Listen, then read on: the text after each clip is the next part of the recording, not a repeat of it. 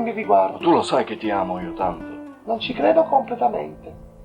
E poi se mi amassi verresti ogni sera qua a fare... Ma andiamo al mercato, ti compro qualcosa là. Io lo sai che ti voglio bene.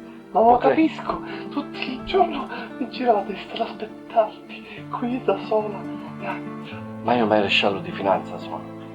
Non posso Lei è stare. maresciallo però. Giovanni, l'altro maresciallo, a sua moglie sta tutti i giorni a casa e si butta ammalato.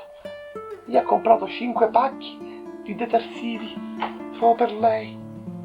Io invece devo dividerli fra te e la finanza. Ma tu non mi ami allora? Io ti amo tanto, io ti compro la lavatrice elettronica.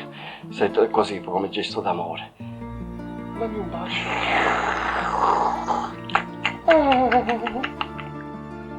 Senti, ma Josie, io ti vorrei dare un bacio d'amore. Così, come gesto di... No, prima mi devi sposare. No, aspetta, prima facciamo qualche bambino, magari forse... Che hai detto, un bambino? Sì, un bambino, tutte e due, io e te. Lo facciamo.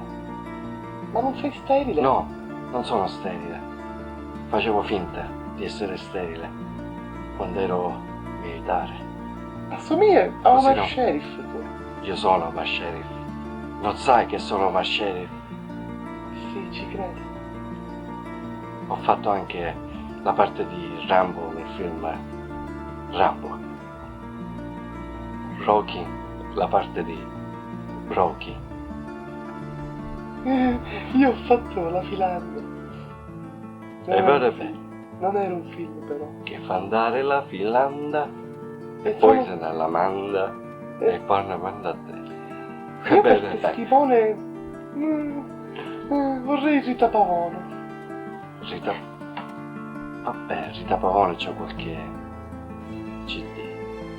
Ma e ora che facciamo? Allora baciamoci, anche col velo. Ma col velo e senza velo sarà una cosa meravigliosa fra noi. Io Ignazio, ma ti faccio sentire quello che non hai sentito mai nella tua vita.